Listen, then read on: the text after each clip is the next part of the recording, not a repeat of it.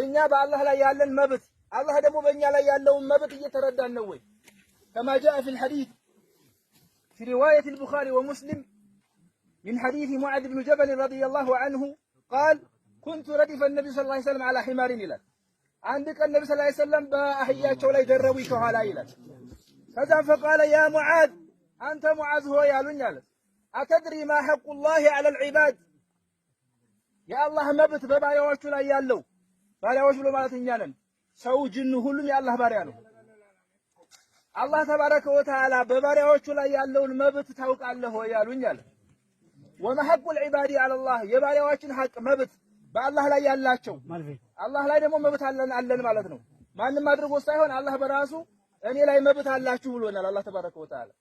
ከዛም ብያልኳቸው ያ ረሱላህ እኔ አላውቅም አላሁ ወረሱሉሁ አዕለም አላህና መልእክተኛው ይወቁ እንጂ ይሄንን መልስ አላውቀውም አልኳቸው አለ። ነብዩ አለይሂ ሰላቱ ወሰላም መልሱን ነገሩት።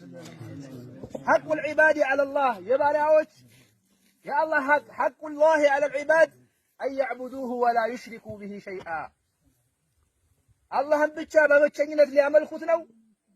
አን ያዕቡዱሁ ወላ ዩሽሪኩ ቢሂ ሸይአ በእሱ ላይ ቅንጣት ላይ ያጋሩ ነው። ለእሱ እንደሚሰግዱት ሁሉ ለሌላ ከአላህ ውጭ ላለ አካል ላይ ሰግዱ ነው። አላህን እንደሚለምኑት ሁሉ ከአላህ ውጭ ያለን ነገር ላይለምኑ ነው።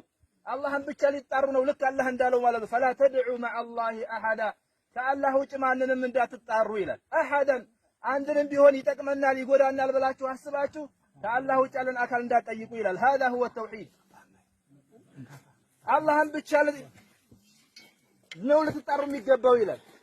አላህን ማምለክ ብሎ ማለት ይሄ ነው። አታርድም ለአላህ ብቻ ቢሆን እንጂ ላ ይذبሑ ኢላ ሊላህ ላ ይስተዓዙ ኢላ ቢላህ መጠበቅ የሚለውን ነገር አትፈልግም ከአላህ ተባረከ ወተዓላ ቢሆን እንጂ የሚጠብቀው አላህ ነው ብለህ ማመን ማለት ነው። ይሄ ነው ተውሂድ የሚባለው። ይሄ ነው ኢስላም የሚባለው። የአላህ ሐቅ በባሪያዎች ላይ ያለው አያዕቡዱሁ እሱም ብቻ ሊያመልኩት ነው። ምክንያቱም የሰዎች ልጆች የተፈጠሩበት ዋና ዓላማ አላህን በብቸኝነት ማምለክ ብቻ ነው። ይሄን ደግሞ ቁርአን ነው ያለው። ይሄን ደግሞ አላህ ነው ያለው። ይሄን ደግሞ ነብዩ አለይሂ ሰላቱ ወሰላም ናቸው ያለው።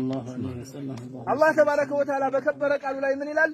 ወማ ኸለቅቱል ጅነ ወልኢንሰ ኢላ ሊያዕቡዱን የሰው ልጅንም አልፈጠርኩም ጅንንም አጋንንትንም አልፈጠርኩም ኢላ ሊያዕቡዱኒ እኔን እንዲያመልኩኝ እንጂ ይላል። አይ ኢላ ሊወሒዱኒ እኔም በአንድነት ሊያመልኩ ቢሆን እንጂ ከማ ቃለ ኢብኑ ዐባስ ኢነ ኩለ ዒባደትን ፊል ቁርአን መዕናሃ ተውሒድ የትኛውም ቃል ቁርአን ውስጥ ዒባዳ የሚል ቃል ከመጣ ማዕናው ተውሂድ አንድ ማድረግ ማለት ነው ይላል።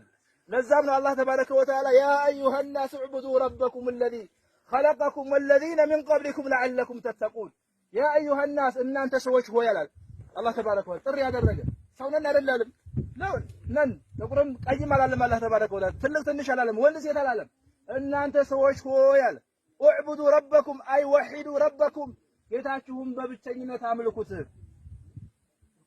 ያ አላህ ብሎ ማለት ያ የእናንተ ጌታ ብሎ ማለት እኮ እናንተን ያስገኘ ነው። ከእናንተ በፊት የነበሩትንም ሰዎች ያስገኘ ነው። አላህ ተባረከ ወተዓላ ማለት ለኢባዳ ተመላኪና ተገቢው እሱ ነው። ለዐለኩም ተተቁን አላህ የፈጠራችሁ እናንተንም ይሁን ከእናንተ በፊት የነበሩትንም ሁሉ የፈጠረው እሱም በአንድነት ልታመልኩትና ልትፈሩ ዘንድ ነው ይላል።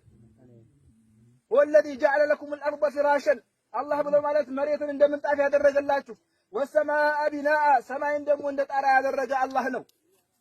ወአንዘለ ሚነ ሰማኢ ማአን እንደዚሁም ደግሞ ከሰማይ ውሃ ያወረደም እኮ እሱ ነው። ፈአኽረጀ ቢሂ ሚነ ሰመራቲ ሪዝቀን ለኩም በዛ በዝናብ አማካኝነት ደግሞ ከመሬት ለእናንተ ሪዝቅ ሊሆን ዘንድ ሲሳይ ሊሆን ዘንድ በቃይን አበቀለላችሁ። ተመልከቱት ይሄንን ሸለቆ የያዘው ማሽላ ማን ባወረደው ውሃ ነው ይሄን የበቀለው?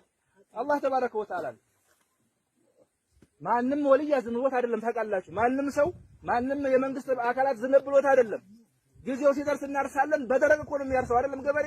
ከዛ በኋላ ማን ያመጣልኛል ብሎ አምኖ ነው። አላህ ዝናብ ያመጣል ብሎ እኮ ነው። ዝናብ ያዘንብለታል ማለት በዛ ደግሞ ይበቅላል፣ ሳሩ ይበቅላል፣ ለእንስሳዎቹ የተለያዩ አዝርቶች ይበቅላሉ ለሰው ማለት ነው ለፍጥረታቱ። ይሄን ሁሉ ያደረገላችሁ እኮ አላህ ነው ይላል ቁርአን ላይ ነው እንደዚህ የሚለው። فأخرج به من الثمرات رزقا لكم فلا تجعلوا لله وأنتم تعلمون فلا تجعلوا لله أندادا ስለዚህ ይሄን ሁሉ ያልኩላችሁ ለታኔ ነኝና ለኔ ቢጤ አታድርጉልኝ አለ። እኔን እንደምንለምኑኝ ሁሉ ሌላን እንዳትለምኑ፣ ጅንን እንዳትለምኑ፣ መላእክትን እንዳትለምኑ ማለት ነው። ሰውን ድረስልኝ እንዳትሉ ምክንያቱም እኔ ነኝ ይሄን ሁሉ ውለታ ያዋልኩላችሁ። ፈላ ተጅዐሉ ሊላሂ አንዳደን አይ መሲለን ወነዚረን ወሹረካ ለአላህ ተጋሪ ቢጤ እንዳታደርጉለት፣ ለአላህ ቢጤ የለውም።